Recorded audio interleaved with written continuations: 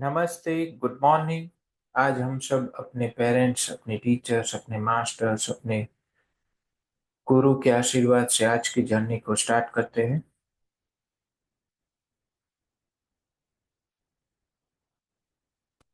अब तक हमने जो भी एफोरिज्म से सीखा वो क्रॉनिक डिजीज में, different type of chronic disease में हमें क्या करना चाहिए उसकी गाइडलाइन हमने पढ़ी।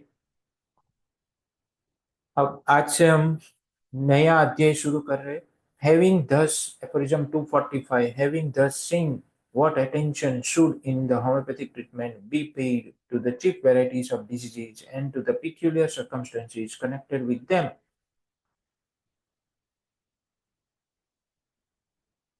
तो अब तक हमने जो ध्यान दिया वो किन चीजों पर ध्यान दिया? होम्योपैथिक ट्रीटमेंट में अलग अलग वैरायटी ऑफ डिजीजेस होते हैं, उसको कैसा, किस तरीके से ध्यान देना है, and to the peculiar circumstances connected with them, और उन सब के साथ कौन कौन से पिक्यूलियर सर्कमस्टेंसेस जुड़े हुए हैं उस पर किस तरीके से ध्यान देना है, उसके बारे में हमने देखा और समझा। We now pass on to what we have to say respecting the remedies and the mode of employing them, together with the diet and regimen to be observed during their use।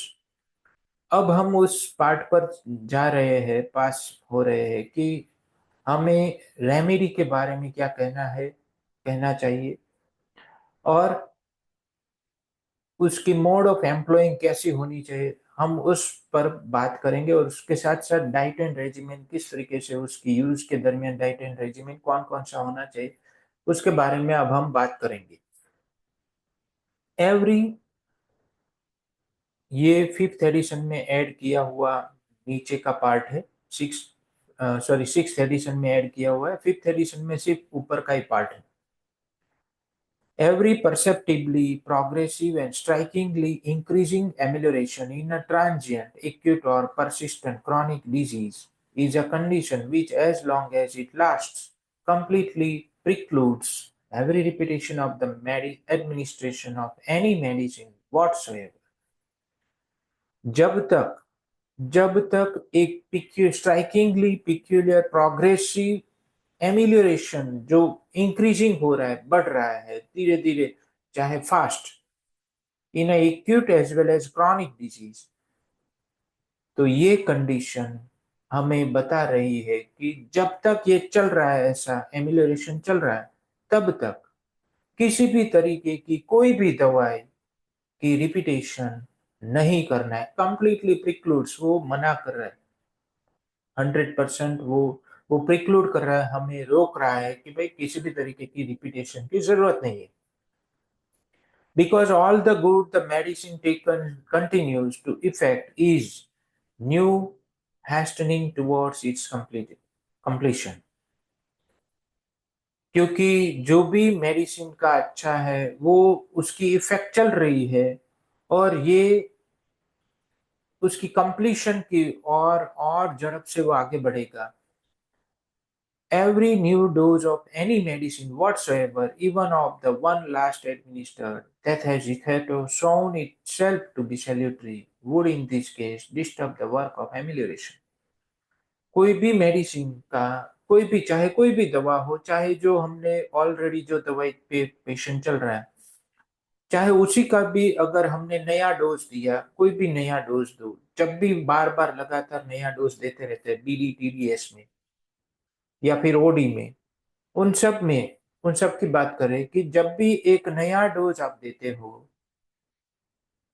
चाहे वो दवाई भले ही एक salutary effect दे रही है, हमें पता चल गया है कि ये उसकी परफेक्ट सिमिलिमम है उसके डोज को जाने के बाद, और हमने फिर से डोज दे दिया ताकि पेशेंट और फटाफट सही हो जाए, पैथोलॉजी सही हो जाए, ऐसा करके हमने अगर कोई डोज रिपीट किया, बिन जरूरी अननेसेसरी रिपीटेशन किया, वुड इन दिस केस, इस केस में वो डिस्टर्ब करेगा एमिलोरेशन का जो वर्क चल रहा है, हीलिंग का जो वर्क चल रहा है, उसको डिस्टर्ब करेगा और फिर से डिस्टरबेंस आएगी। इससे क्या होगा, यहाँ पर मैं थोड़ा हैमर को जोड़ूंगा कि अगर ऐसा करेंगे बार बार तो फिर पेशेंट हैंगिंग हीलिंग में फंस जाता है, और वो इटसेल्फ डिफिकल्ट टू क्योर होता है। तो ऐसा कभी भी नहीं करना चाहिए। जब तक एमिलियोरेशन कंटिन्यू है तब तक हमें कोई दवाई की रिपीटेशन, चाहे वो जो प्रीवियस एक परफेक्ट सिमिलिमम साबित हुई है, उसकी भी रिपीटेशन हमें नहीं करनी। ऐसा नहीं है कि पेशेंट कंप्लेन करे कि भाई, मेरे पास ऐसे काफी एक्सपीरियंसेस है जिसमें पेशेंट को फायदा हुआ हो, लेकिन पेशेंट ऐसी कंप्लेन के लिए आता है कि सर मुझे बहुत खांसी हो रही है, बहुत सर्दी हो गई है, बहुत खुजली आ रही है, इसका कुछ करो। तो वहां पर मैंने सिर्फ एसएल दी है हर एक केस में। तो वो सब फायदा हुआ है उन सबको। तो जब भी आपके पास ऐसा हो कि पेशेंट को जो मेन तकलीफ है उसमें काफी इम्प्रूवमेंट है, और ऐसी बीमारी लेके आता है या ऐसी कंप्लेन लेके आता है जो वेलकम साइन है होम्योपैथी में, उसको हमें छेड़छाड़ नहीं करनी है। उस पेशेंट की वाइटल फोर्स स्टिमुलेट हो चुकी है, उसको काम करने देना है, वो इन सब चीजों को हैंडल कर लेता है। एफोरिज्म नंबर 246, फिफ्थ एडिशन में से हम पहले पढ़ेंगे, फिर सिक्स एडिशन का पार्ट पढ़ेंगे, क्योंकि यहाँ से हमें दो अलग अलग पार्ट में समझना होगा, क्योंकि यहाँ पर mode of application of potency as well as repetition, ये सब अलग अलग हो जाता है यहाँ से। तो हम उसके लिए अलग अलग एडिशन की एफोरिज्म पढ़ेंगे एक साथ। पहले फिफ्थ एडिशन, फिर सिक्स एडिशन। फिफ्थ एडिशन 246 काफी इंपॉर्टेंट एफोरिज्म है, और साथ में उसकी फुटनोट काफी इंपॉर्टेंट है। तो ये एफोरिज्म काफी इंपॉर्टेंट होने वाले है सबके लिए, क्योंकि सबकी ये प्रॉब्लम रहते हैं कि रिपीटेशन कैसे करें, कौन सी पोटेंसी दे, और और किस तरीके से रिपीटेशन करें, कितने दिनों पे रिपीटेशन होना चाहिए, डोज कैसा होना चाहिए, स्मॉल डोज किसे कहते हैं, माइनर डोज किसे कहते हैं, और लार्ज डोज किसे कहते हैं, ये सब टर्मिनोलॉजी हम इस एफोरिज्म से और उसकी फुटनोट से समझने वाले हैं। 246, on the other hand, the slowly progressive amelioration consequent on a very minor dose, whose selection has been accurately homeopathic, when it has met with no hindrance to the duration of its action, sometimes accomplishes all the good the remedy in question is capable from its nature of performing in a given case in the periods of 40, 50, or 100 days.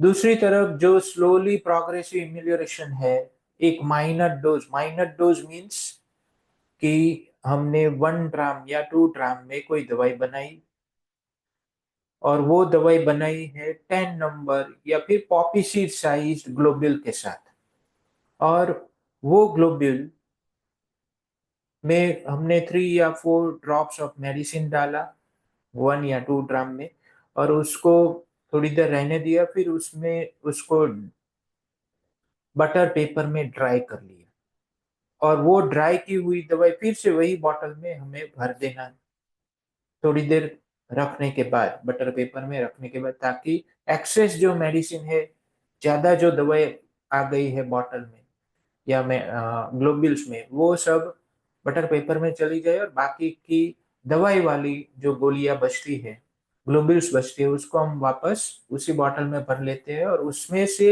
एक globule is a very minor dose. उसको भी और minor test हम कर सकते हैं कि वो एक ग्लोबुल को ड्रॉपर में बना के उसमें से एक डोज देना, that is very minor test dose. तो हम वेरी माइनर डोज की बात कर रहे हैं कि पोपिसिड साइज जो कि काफी सारी ग्लोबुल्स बनाई है, उसमें से एक ग्लोबुल है जो ड्राई करके हमने प्रिजर्व करके रखी है, उसमें से एक globule is a very minor dose. तो ये है minor dose. Slowly progressive amelioration consequent upon a very minor dose, जैसे हमने वेरी माइनर डोज दिया उसके बाद तुरंत ही प्रोग्रेसिव स्लो एमिलियोरेशन चालू हुआ। और ये डोज किसका था, वो selection has been accurately homoeopathic, ये डोज का जो सिलेक्शन था वो काफी एक्यूरेटली होम्योपैथिक था, इसीलिए तुरंत एमेलियोरेशन चालू हुआ। When it has met with no hindrance to the duration of its action, वहां पर उसकी ड्यूरेशन में कोई, जब तक वो काम था उसका, उस ड्यूरेशन में कोई हाइंड्रेंस नहीं था, तब वो परफेक्टली काम की, उन्होंने प्रोग्रेसिवली एमुलेशन चालू किया धीरे धीरे। एंड समटाइम्स, कभी कभी, accomplishes all the good the remedy in question is capable from its nature of performing in a given case। इस केस में उसकी जो नेचर थी परफॉर्मेंस देने की, उसकी वजह से, उससे उन्होंने जो भी उसकी सक्षमता थी काम करने की, अच्छा करने की, वो दवाई ने वो सब कुछ अच्छा कर लिया कुछ कुछ टाइम में। कुछ कुछ मेडिसिन में, जैसे इन द पीरियड्स ऑफ 40, 50 और 100 डेज, कुछ दवाइयाँ 40 डेज में उसकी एक्शन खत्म होती है, कुछ की 50 डेज में एक्शन खत्म होती है, किसी की 100 डेज तक जाती। तो ये किसी को नहीं पता, हमें सिर्फ पेशेंट के फॉलोअप से पता चलता है कि भाई अब इसकी एक्शन खत्म हो गई। एमेलियोरेशन जो चल रहा था, वो एक दो फॉलोअप में आपको पता चल जाता है कि भाई अब स्टेटस क्यों है, जो एमेलियोरेशन था वो वहीं पर स्थगित हो गया। तो यानी कि उसका मतलब ये है कि उसकी मेडिसिन की एक्शन खत्म हो गई, अब हमें फिर से एक नए डोज की जरूरत है पेशेंट को। This is however but rarely the case. And ये होता है, लेकिन ये रेयर केस में होता है कि एक डोज इतनी जल्दी खत्म हो जाए। एंड बिसाइड्स, और इसके उपरांत, it must be a matter of great importance to the physician as well as to the patient that were it possible, these periods should be diminished to one half, one quarter, and even still less, so that a much more rapid cure might be obtained। ये ऐसा होता है, लेकिन rare case में होता है कि क्या होता है, it must be a matter of great importance to the physician as well as to the patient। Patient और फिजिशियन दोनों का इसमें काफी इंपॉर्टेंट बात हो जाती है कि that where it possible, जहां पर शक्य हो, दिस पीरियड, इसको डिमिनिश किया जा सकता है कि one half, one quarter, and even still less, so that much more rapid cure might be obtained. इसको हम और आधा या 25% या उसके और कम पार्ट में हम इसको रिपीट कर सकते हैं, रिपीटेशन का क्राइटेरिया है, जिससे मच मोर रैपिड क्योर हम हासिल कर सके। हनुमान सर ने हमारे मन की बात की। And this may be very happily affected, और ये काफी खुशी के साथ हो सकता है, as recent and oft repeated observation have shown, कि अब के जो रिपीटेशन ऑब्जर्वेशन है हनुमान सर के, उन्होंने ये दिखाया है कि हम खुशी के साथ ये कर सकते हैं अंडर 3 कंडीशंस। लेकिन उसके लिए 3 कंडीशन है। ये 3 कंडीशन हमारे दिमाग में नहीं रहते, हमें सिर्फ यही पता रहता है कि हनुमान सर ने बोला है कि हम ये 40, 50, 100 डेज तक राह नहीं देख सकते, उसके और कम समय में हम पेशेंट को रिपीट कर सकते हैं, क्योंकि यहाँ पर लिखा है। और उसमें ये भी लिखा कि हम खुशी के साथ इसका रिजल्ट भी ले सकते हैं, लेकिन 3 कंडीशन है। Firstly, if the medicine selected with the utmost care was perfectly homeopathic। पहली कंडीशन ये है कि जो दवाई हमने सिलेक्ट की है वो सभी उसकी अटमोस्ट केयर के साथ हमने केस टेकिंग की, और उसके हिसाब से परफेक्टली होम्योपैथिक होनी चाहिए, यानी कि परफेक्टली सिमिलियम होनी चाहिए। दूसरी बात, secondly, if it was given in the minor test dose so as to produce the least possible excitation of the vital force and yet sufficient to effect a necessary change in it। दूसरी बात, हमें वो दवाई जो homeopathic है वो select तो कर रही, लेकिन हमने वो दवाई अगर वेरी माइनर टेस्ट डोज में दिया है। माइनर टेस्ट, पहले मैंने समझा वेरी माइनर डोज, फिर मैंने समझा था माइनर टेस्ट डोज, यानी कि ड्रॉपर डोज। अगर वो हमने ड्रॉपर डोज में दिया है तो, और इतनी लिस्ट पॉसिबल, ताकि वो लिस्ट पॉसिबल एक्साइटेशन करे वाइटल फोर्स का, जिससे होम्योपैथिक एग्रावेशन पेशेंट को पता ना चले, फिर भी वो नेसेसरी जो चेंज लाना है उसको लाने में सक्षम हो। बराबर, ये दूसरी कंडीशन। तीसरी condition, and thirdly, if these minor taste yet powerful dose of the best selected medicine be repeated at suitable intervals। और ये जो हमने वेरी माइनर डोज में जो दवाई दी है, बेस्ट सिलेक्टेड मेडिसिन दी है माइनर टेस्ट डोज में, लेकिन पावरफुल है, ये डोज हमने अगर सुटेबल इंटरवल पे रिपीटेशन में दिया तो इसके लिए फुटनोट है कौन से इंटरवल में क्या करना है। विच experience shall have pronounced to be the best adapted for accelerating the cure to the utmost extent, yet without the vital force which it is sought to influence to the production of a similar medicinal disease, being able to feel itself excited and roused to adverse reactions। तो ये इससे इस जैसा कि अनुभव ने समझाया हुआ है कि ये बेस्ट एडेप्टेड प्लान है to accelerating the cure to the utmost extent, अनगिनत विस्तार तक इसकी गति को हम बढ़ा सकते, क्योर की गति को। एंड उसके उपरांत भी without the vital force which it is out to influence the production of जहाँ पर वाइटल फोर्स में कोई भी सिमिलर मेडिसिनल डिजीज प्रोड्यूस भी नहीं होता और उससे अफेक्ट भी नहीं होता, being able to feel itself excited and rouse to adverse reaction, और इससे कोई एक्साइटेड या एडवर्स रिएक्शंस भी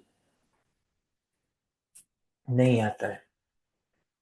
लेकिन अगर हमने ये तीन कंडीशन में से एक भी कंडीशन हमने छोड़ दी तो फिर एडवर्स रिएक्शन आएंगे, वाइटल फोर्स एक्साइटेड हो जाएगा, अननेसेसरी एक्साइटेशन आएगा जिससे और बीमारियां बढ़ती। तो माय डियर फ्रेंड्स, आज के सेशन को हम यहाँ स्थगित करते। कल हम इसकी फुटनोट को, काफी लंबी है, आई थिंक 2 या 3 दिन जाएंगे इस फुटनोट को समझने में, तो कल उसको चालू करेंगे। फुटनोट को, काफी इंपॉर्टेंट फुटनोट है, तो कल सभी को जुट जाना है सही टाइम पे। Thank you, goodbye, take care, love you all.